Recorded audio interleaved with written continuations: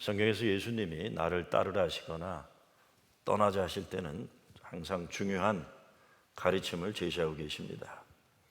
인생을 새롭게 살아야 하기 때문입니다. 그리고 떠나지 않으면 그냥 있으면 안 되기 때문에 떠나자, 따르라 이렇게 말씀합니다. 2015년 오늘이 마지막 주일입니다. 이제 곧 우리는 2015년을 뒤로 보내고 2016년 새해를 맞이하게 됩니다. 우리 프로싱 제일교회는 올해 한인회정 창립 40주년을 지냈습니다. 출애굽의 역사를 생각해 보면 40년 광야 생활을 마치고 이제 하나님이 약속하신 가나안 땅으로 들어가는 해입니다. 프로싱은 이민 1번지였습니다.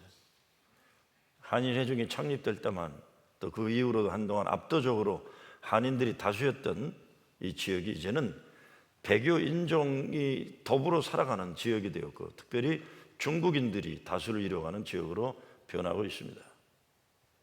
오늘 오후에 목회 비전 세우는 모임에서 뉴욕 전체와 프로싱 지역의 인구조사를 중심으로 앞으로 어떻게 우리 교회가 위치한 세상이 변하는지 생각해 보는 시간이 있을 것입니다. 분명한 것은 세상이 변한다는 것이고 새로운 미래를 위하여 준비하지 않으면 안 된다는 겁니다. 앞으로 다가오는 시대의 변화에 우리 교회가 지혜롭게 잘 대처해야 할 겁니다. 우리가 새겨드려야 할 20세기 최고 신학자 가운데 한 분인 라이널드 니버의 기도가 이런 기도가 있습니다. 하나님, 우리가 바꿔야 할 것은 변화하는 용기를 주시고 우리가 바꿀 수 없는 것은 받아들일 수 있는 너그러운 마음, 은총을 주시고 무엇이 바꿔야 할 것이고 무엇이 바꾸면 안 되는 것인지 판단할 수 있는 지혜를 주시옵소서 그렇습니다. 오늘 오후 모임에서는 주로 바꿔야 할 것들에 대한 이야기들이 제한되겠습니다. 그러나 저는 이 시간, 오늘 말씀을 나누는 시간에는 여러분과 함께 세상이 어떻게 바뀌어도 불변하는 예수님의 말씀을 생각해 보고자 합니다. 예수님 나를 따르라 하십니다. 교회가 참 주님의 몸된 교회가 되기 위해서 예수님 따르고 성도들이 참된 예수님의 사람들 되기 위해 예수님 따라야 합니다. 오늘 성경 말씀을 보면 진정한 예수의 제자가 된다는 것이 무엇인가를 깨닫게 해줍니다. 예수님을 따르겠다고 나서는 세 종류의 인간이 있습니다. 첫째는 예수님 따라간 사람 가운데 오늘 누가복음에서는 어떤 사람이라고 했지만 마태복음에서 보면 이 사람은 서기관이라고 했습니다. 성경을 많이 아는 사람입니다. 지식인이죠. 선생님, 어디로 가든지 난 따르겠습니다. 예수님이 하시는 일, 예수님이 가르치는 말씀을 들으니 참 배울 게 많다. I agree with you. 저는 어떤 데 설교 마치고 가면 그런 분들이 있어요. I agree with you 그래요. 목사님 생각과 내 생각이 비슷합니다. 그 뭐 생각 맞추러 왔나 이런 생각이 있어요. 아, 배울 게 많구나 그런 겁니다. 근데 예수님이 그러면 땡큐, 오케이 그러진 않으세요. 여우도 굴이 있고 공중의 새도 거처가 있으나 인자는 머리 둘 것이 없다 이렇게 말씀합니다. 예수 제자 된다는 게 쉬운 일이 아니다 이런 겁니다. 지식의 만족이 아니다. 하나님 나라 하나님 뜻 실현을 위해 험난하고 어려운 길이다 이걸 제시하는 겁니다. 많은 경우에 좀 배웠다는 사람들이 빠지는 위험이 자기 지식에 푹 빠져버리는 거예요. 내가 뭐 좀 안다 이런 거예요. 자꾸 확인하고 싶어요. 확인하고 싶어 합니다. 내가 이렇게 많이 아는데 세상이 왜 날 안 알아줄까? 자꾸 이런 확인하려고 그래요. 또 하나는 그런 사람들이 가지는 성향이 자기 중심적이에요. 내가 남보다 많이 알기 때문에 내가 생각하는 게 맞다는 게 강합니다. 근데 예수님은 이 사람에게 그렇게 살지 말아라. 하나님 중심으로 살아라. 이게 도전하는 겁니다. 예수를 따르는 삶은 하나님의 뜻에 나를 항상 복종시키는 어려운 결단의 길입니다. 예수 믿어서 내가 세상적으로 꼭 잘 되는 것이 아니라 땅에 떨어져 죽음으로 하늘의 미랄이 되는 그런 아픈 길, 헌신의 길이라는 것을 말씀하십니다. 저와 여러분이 참 예수의 제자의 길을 가고 있는가? 어떻게 할 수 있겠습니까? 저는 네 가지로 생각합니다. 내게 구원의 확신이 있는가? 구원의 기쁨이 있는가? 예수 믿어서 기뻐야 돼, 기뻐. 두 번째, 내게 은혜의 비밀이 있는가?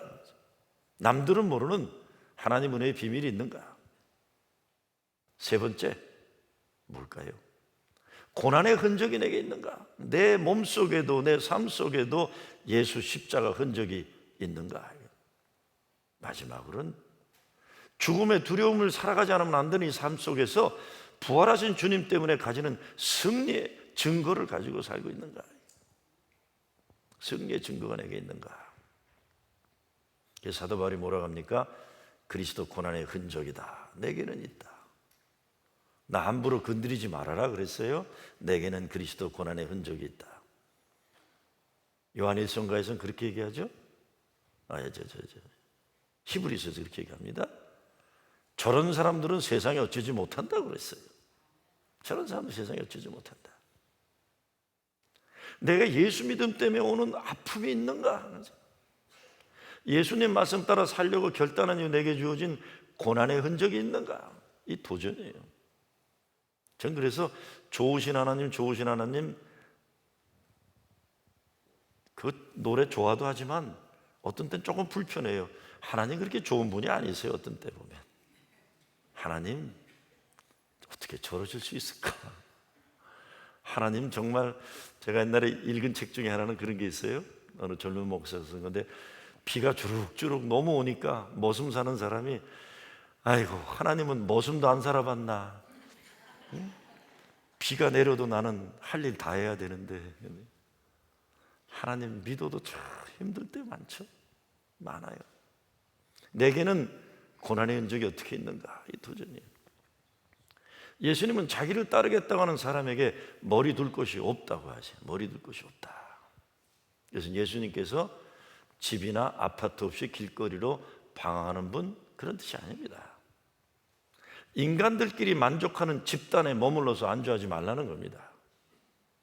여우도 굴이 있고 공중의 새도 거처가 있을 때, 여우나 새와 같은 짐승들은 자기 생존이 본능입니다. 이것이 대부분 인생들의 존재 목적이기도 해요. 근데 성경은 하나님이 우리를 구원하신 목적은 선한 일을 위해 예비되었다고 증거하고 있어요. 선한 일을 위해 예비되었다. 머리 둘 곳이 없다는 것, 한 곳에 정착하는 인생이 아니라 하나님 말씀 순종해서 앞으로 나가는 인생을 뜻합니다. 오늘 오후 시간에 구역 개편에 대한 이야기들도 나누겠지만, 구역의 문제를 지적하면서 20년이 돼도 30년이 돼도 똑같은 사람하고 변함없이 계속 모이는 데가 있다고 그랬어요. 그 자랑이 아닙니다. 흩으셔야 돼요. 교회 생활을 20년 넘게 하면서도 맨날 똑같은 사람하고 밥 먹고 똑같은 사람만 친하게 지내고, 이거 예수 제대로 안 믿겠다는 거예요. 이거예요. 예수 제대로 안 믿겠다는 겁니다. 새로운 사람 만나고 전도하고, 내가 불편하도 내가 친한 사람끼리 좀 헤어지고 불편한 사람들과 만나 같이 신앙생활에 나가고, 흩어야 돼. 모여서 썩으면 안 되는 겁니다. 이것을 영어로는 소저너라고 그래요. 소저너, 순례자다 이런 겁니다. 보통 우리의 삶은 순례와 거리가 먼 삶을 살아갑니다. 고여서 썩어요. 고집스러워서 막혀 있고 앞으로 나가지 못하고 쉽게 안주하려는 게으른 삶이에요.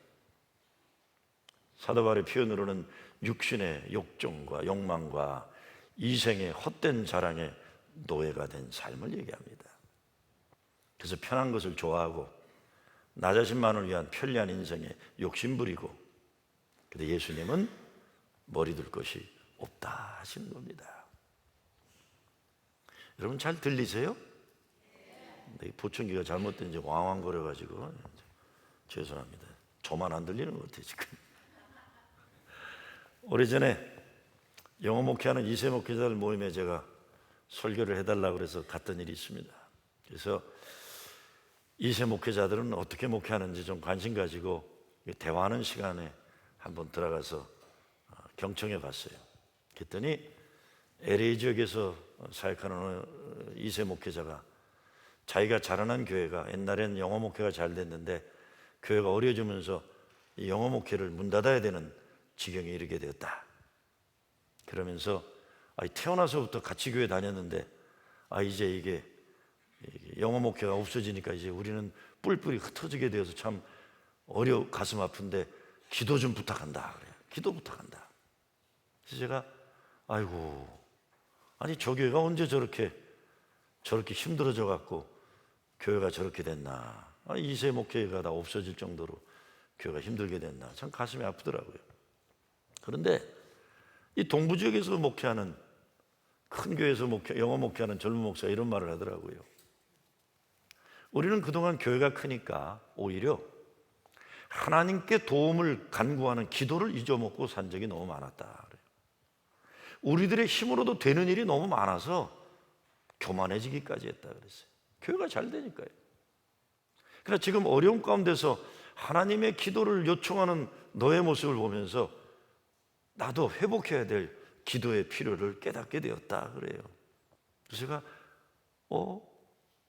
저 친구 봐라. 감동을 먹었어요. 감동. 그렇구나. 사도 바울이 그렇게 얘기하죠. 나의 연약한 가운데 그리스도의 강함이 역사한다고 그랬어요. 내가 잘나고 내가 강하기 때문에 그리스도가 뒷전에 가는 게 아니라 나의 약함 가운데, 아픔 가운데 그리스도의 강함이 증거된다. 저는 목회하면서 그런 거 많이 경험합니다. 잘 되는 게 큰 교회 주일학교나 중고등부 프로그램 보면요, 프로그램이 좋아가지고 재미나게들 놀아요. 근데 하나님의 군사를 이루는 제자 만드는 일에 소홀할 때가 얼마나인지 몰라요. 오히려 작은 교회 아이들은 어른과 같이 동지가 되어갖고 같이 교회 청소하고 같이 전도 나가고 같이 어려우니까 헌금 생활하고 하는데,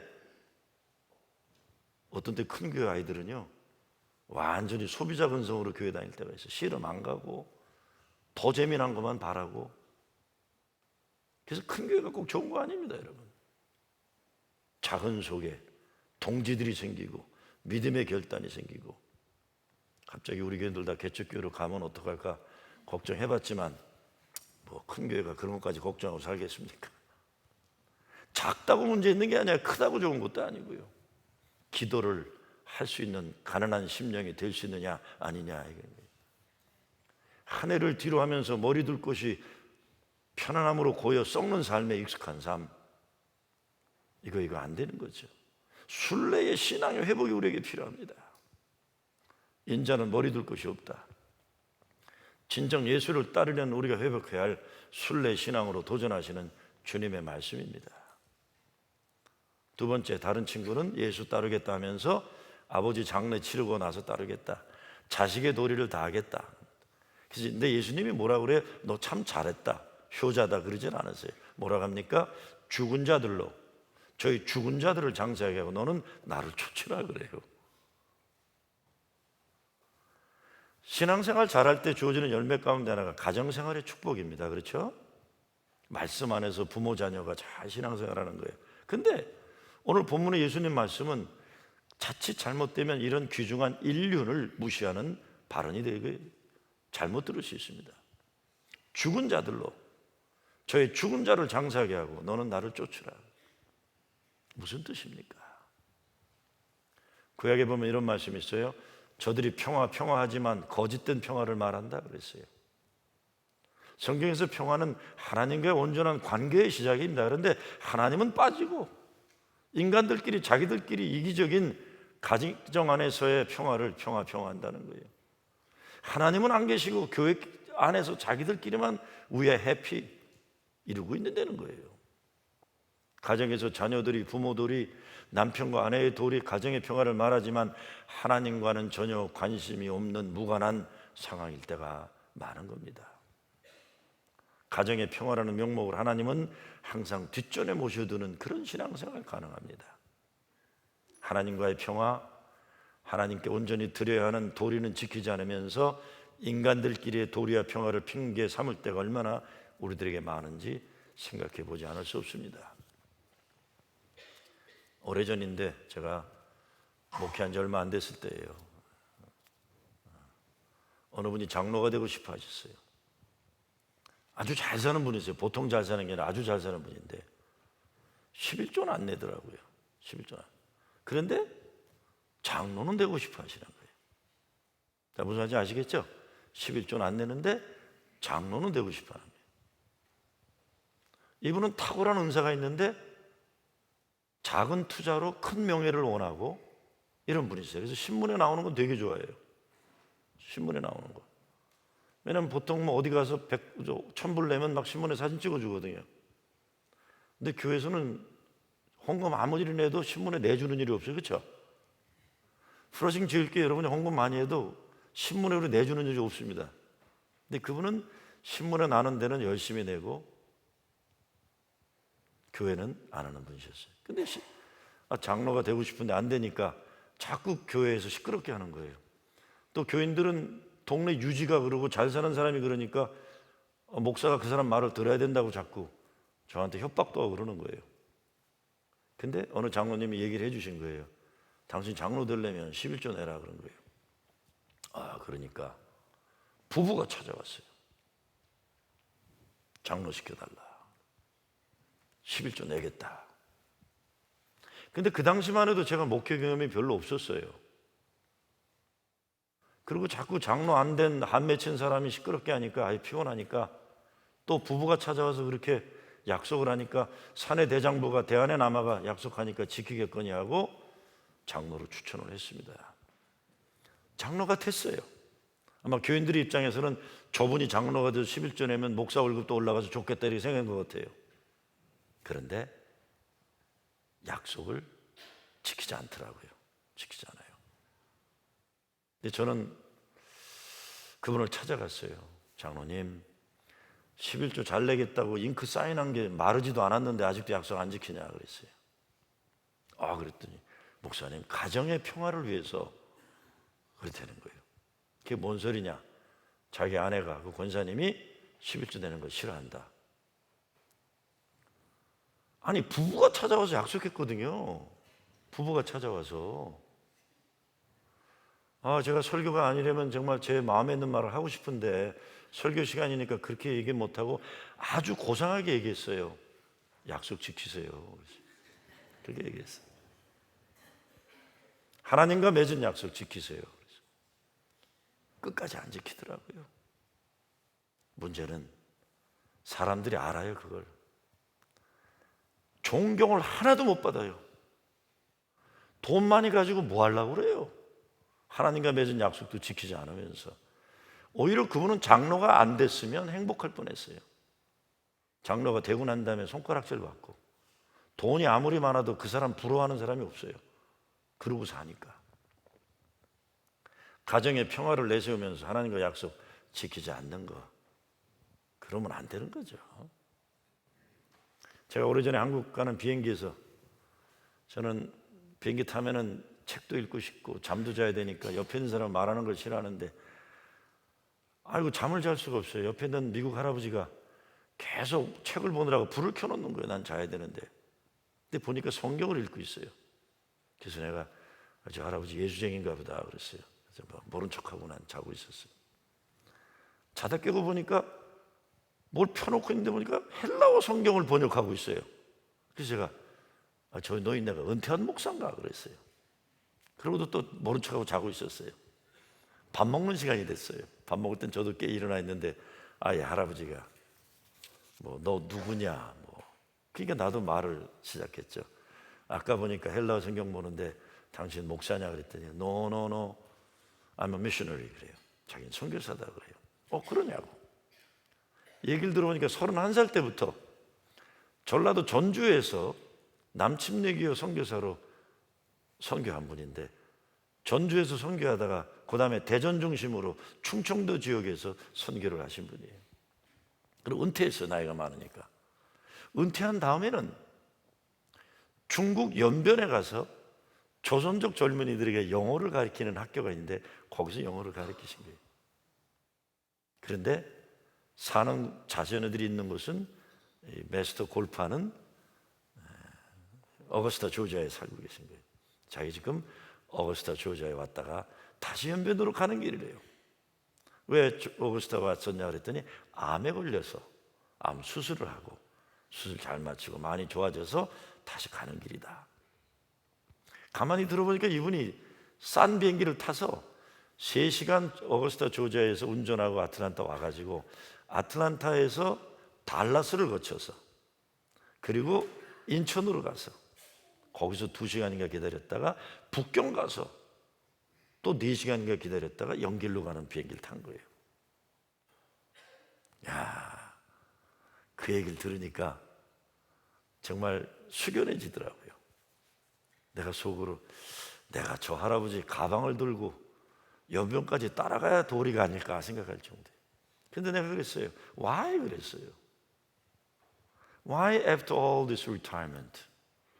은퇴도 하고 암 수술하고 이제 좀 편히 쉬지 노인네가 뭘 또 연변이 요즘은 많이 좋아졌지만 한 10여 년만 해도 그렇게 좋은 때 아주 어려웠어요. 사는 게 척박했어요. 그랬더니 그분이 깔깔 웃으면서 그래, 넌 어떻게 우리 아들 놈들하고 똑같은 얘기를 하냐요. 자기 아들들이 그러더래요. 아빠 why 그러더래요. 이제 좀 우리하고 살면서 편안하게 있지 why 그래요. 자기가 그랬대요. 나는 여기가 더 불편하다. 나는 선교지가 편하다. 그래서 나한테 그래요. 내 생명의 호흡의 마지막 순간까지 한 사람이라도 특별히 연변에 있는 조선족 우리 젊은이들에게 영어를 가르치고 예수를 믿게 해주는 게 내 마지막 소원이다. 야, 참 이렇게 사는 분들이 있구나. 이렇게 사는 분들이 있구나. 정말 믿음의 도리를 잘할 때 가정도 축복의 가정이 되지만 가정을 잘 지킨다는 명분으로 하나님께 드려야 할 도리를 못하면 사실 그 가정 하나님의 축복의 가정 되기 어렵습니다. 여러분 그 자녀들이 생각해 보세요. 야, 네 할아버지는 저런 분이다. 그럼 애들이 물어볼 거 아니에요. Where is grandpa going? 할아버지 어디 가셔? 그러면 그 아들들이 손주들한테 한숨 푹 쉬면서 야, 네 할아버지가 노망이다 이렇게 얘기하겠습니까? 아니죠. 딱 자리 잡고 너희 할아버지는 31살 때부터 전라도 전주에서 선교하시고 대전 중심으로 충청도 선교하시고 은퇴하신 후에도 하나님의 부름을 받고 생명의 호흡이 맞추는 순간까지 이제 연변에 가서 조선족 젊은이들에서 선교하는 일에 쓰임받는단다. 나는 나의 아버지 너의 할아버지를 존경한다 이렇게 얘기할 거 아니에요. 그렇죠? 그럼 손주들이 자라면서 우리 할아버지는 저런 분이시구나. 축복된 자화상을 가지고 살게 되는 겁니다. 교회도 마찬가지예요. 사람들 눈치 보고 비유 맞추려고 그러면 결국 망하게 되어 있습니다. 내 아버지를 장사하게 허락하옵소서. 결국 이것은 사람끼리의 도리를 하나님과의 도리보다 더 중요하게 생각하는 논리의 자기 정당합니다.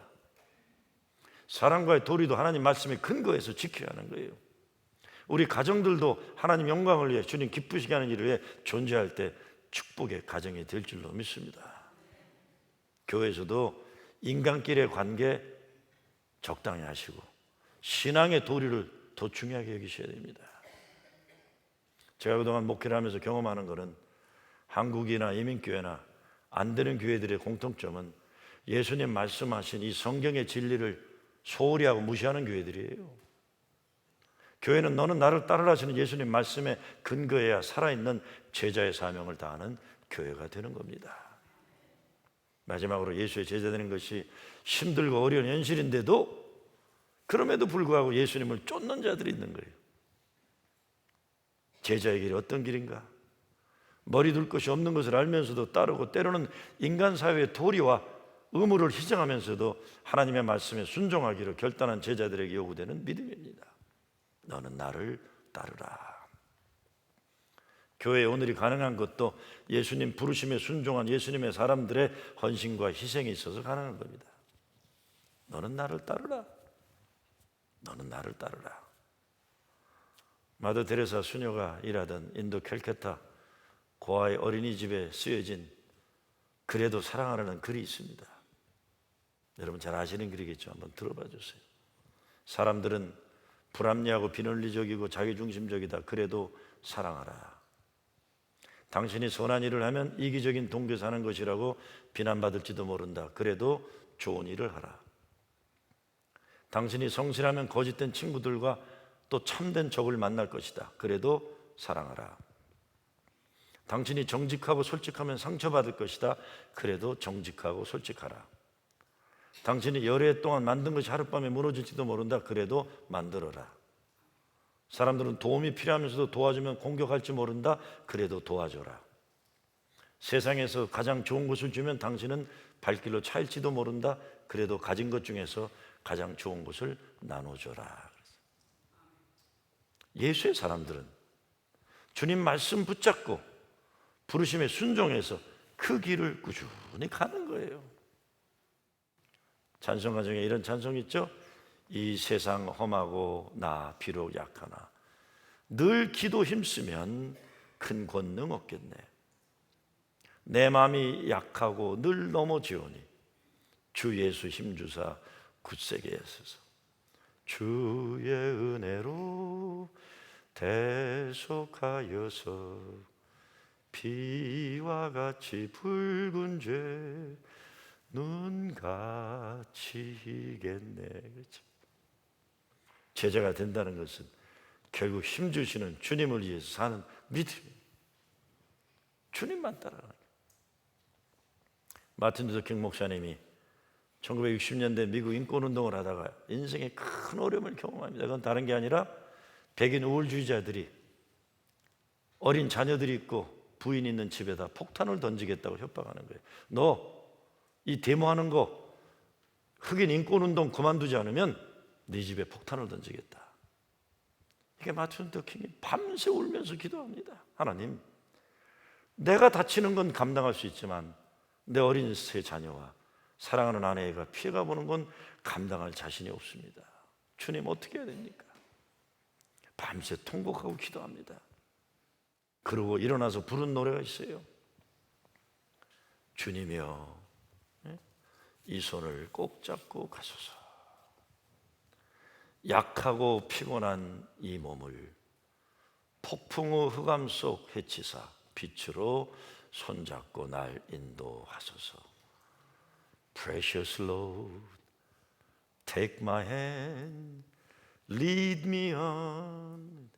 아까 우리 집사님 노래에서 내 용기를 꾸고 나도 노래 부르고 있네요. 주님의 이 손을 꼭 잡고 가소서. Through the night, through the storm. 인생이 힘들고 고난이 겹칠 때 주님이여 날 도와주소서. 외치는 이 소리 귀 기울이시사 손잡고 날 인도하소서. Lead me on, precious Lord. Take my hand. I am tired, I am weary. Precious Lord. 폭풍 후 환난의 길에 있어도 내 손 잡아 이끌어 주소서. 그리고 일어나요. 그러는 그날 밤 유명한 설교를 합니다. I've been to the mountain top이라는 설교예요. 나는 이미 거룩한 산에 올랐다. 그래요. 그 설교 내용이 이런 겁니다. 나는 이미 거룩한 성산에 올랐습니다. 어쩌면 저는 여러분과 함께 그 하나님 약속의 땅에 가지 못할지 모르지만 두려워하지 않습니다. 나는 이미 성산에 올랐습니다. I've seen the coming of the glory of God.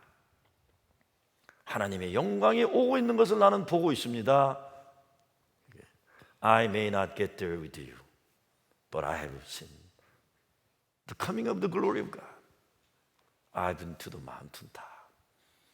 제가 신학교 다닐 때 막 외우고 감동으로 설교했었던 건데, 난 두려워하지 않는다. 나는 이미 성산에 올랐고 거룩한 산에 올랐고 오고 있는 하나님 영광을 이미 보았기에 여러분과 함께 약속의 땅에 가지 못할지는 모르더라도 나는 두려워하지 않는다. 이미 하나님의 약속한 땅이 오고 있고 하나님 영광이 다가오고 있다. 그리고 그 다음날 암살을 당해 그분은 떠나셨습니다. 그렇지만 하나님 믿음 가지고 일어났던 마틴 루터 킹 때문에 미국의 인권운동이 법으로 존슨 대통령이 사인을 했고 저와 여러분 같은 소수민족들이 동등한 법적인 보장을 받게 되었던 거예요. 너는 나를 따르라. 부르심에 순종한, 명령에 순종한 한 사람이 이루어낸 새 역사가 있는 것입니다. 제자의 길은 예수님이 함께 하심을 믿어서 주님의 인간 사랑, 인간 구원의 역사에 동참하는 겁니다. 세상 현실이 아무리 어려워도, 아무리 큰 두려움이 달려와도 예수 함께 하심을 믿어 믿음으로 견뎌내고 이겨내는 겁니다. 그래서 아프리카 선교사 리빙스턴의 묘비에 이런 글이 있다고 합니다.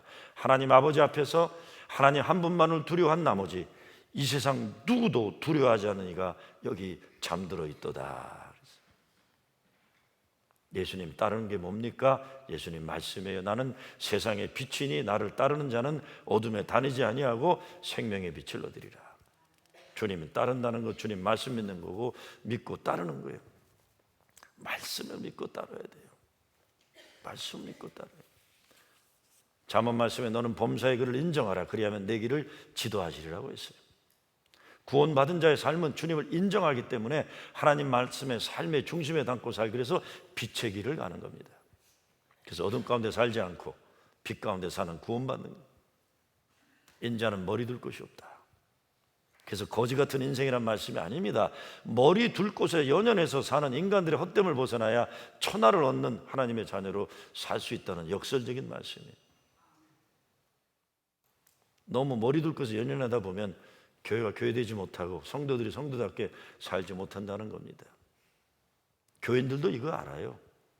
그래서 목사가 자리에 너무 연연하면 쫓아낼 수 있는 권리가 자기들이 있는 줄 알고 또 교인들은, 또 못된 교인들은 그러고 놀아요. 저한테는 그러지 마세요. 저한테.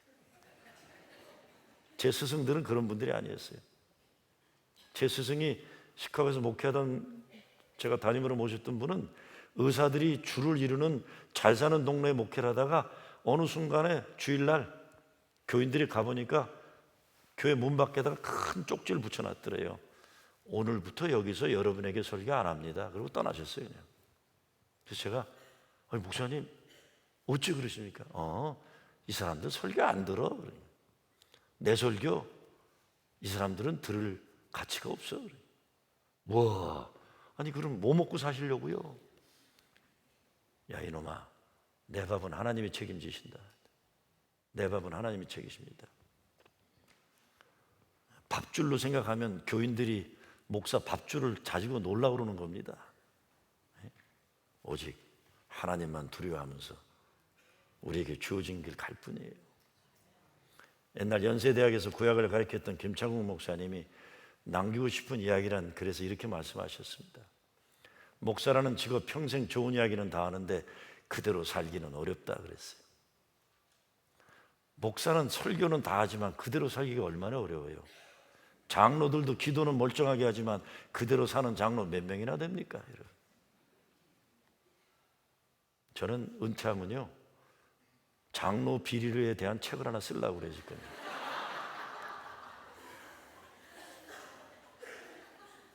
좋은 장로님도 많지만 참 대단한 장로들도 많아요. 대단한 사람들도. 목사는 또 뭐 똑같죠. 뭐 다 똑같은 거예요.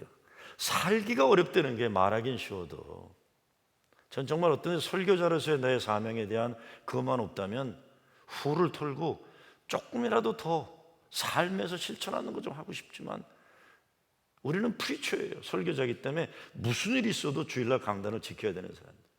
강단 지키는 거예요. 삶을 살지 못하고 설교만 하는 것도 괴로운 겁니다. 어떤 때는. 목사만 그런 게 아니죠. 교인도 그래요. 오래전에 제가 신문 인터뷰 기사를 하나 읽었는데 평생 목탁을 만드는 사람이에요. 목탁. 근데 그분이 이렇게 글을 썼더라고요. 깨달음이었습니다. 겉모양만 흉내낸다고 다 목탁이 되는 건 아니라는 겁니다. 목탁의 생명은 소리라는 걸 알았습니다. 깨달음의 소리가 안 나면 목탁이 아니라 나무일 뿐입니다. 어디 이게 목탁에만 관한 얘기겠습니까? 사람에 대한 말이죠. 그것이 불교인이건 기독교인이건 무엇이건 말씀에 깨달음의 소리가 나지 않으면 목탁이 아니라 나무 쪼가리일 뿐이에요. 이게 목사건 장로건 권사건 집사건 상관없어요. 껍데기만 아무리 번지르르 한다고 그래도 삶의 내용이 채워지지 않으면 주님은 아세요. 사람은 속일 수 있습니다, 여러분. 주님은 못 속여요. 소리를 내야죠. 우리는 참 성도의 소리, 집사의 소리, 장로의 소리, 목사가 주어진 소리를 낼 수 있어야 되는 거예요. 아니면 나무 쪼가리예요. 처음에 뭔지도 모르고 따랐고 예수 배반도 했지만 결국에는 끝까지 따랐던 제대로 배운 것 없는 베드로가 나중에 이렇게 증거하죠. 오직 너희가 그리스도의 고난에 참여하는 것으로 즐거워하라. 이는 그의 영광을 나타내실 때 너희도 즐거워하고 기뻐하게 하람이라. 마지막 우리의 고백이 이게 돼야 됩니다. 한 해가 지나갑니다. 이런 시가 있어요. 시간이 간다고 너는 말하지. 아니야, 시간은 남는데 내가 가는 거야. Alas, time goes you say. No, time stays. You go. 그런 게. 시간은 남고 네가 가는 거다. 네가 가는 거다. 내가 간다. 가야만 합니다. 끊임없이 우리는 주님이 지으신 그 거룩한 길, 그 생명의 길, 참된 길로 호흡이 마치는 그 길로 가다 순간까지 그 삶을 살다가 호흡이 마치면 천국으로 가는 거예요. 우리 교회도 그 길로 가야만 합니다. 이해가 끝이라면 남이 알아주는 나에게서 내가 알고 있는 나에게로 조용히 돌아오리라. 이해가 끝이라면 내가 알고 있는 나에게 나로서 주님이 아시는 나에게로 엄숙히 돌아가리라. 이해가 끝이라면 마음의 밀실을 두져보고 빗나간 빛 발자국을 세워보고 모진 입술을 만져보리라. 이해가 끝이라면 하루를 천년같이 책임있게 한 걸음을 만일같이 조심스럽게 사랑과 경건과 충성으로 살다가 피곤한 무릎 지친 몸으로 주님을 뵈리라. 다 쓰세요, 여러분 몸뚱아리. 여러분 몸뚱아리 아낌없이 주님을 위해 쓰시다가 피곤한 몸, 지친 몸, 다리가 후들후들거리지만 우리 마지막 호흡까지 주님을 위해서 쓰임 받다가 주님께로 가는 거죠. 주님께로 가는 거예요. 예수를 따르는 여러분 되시길 주의 이름으로 축원합니다.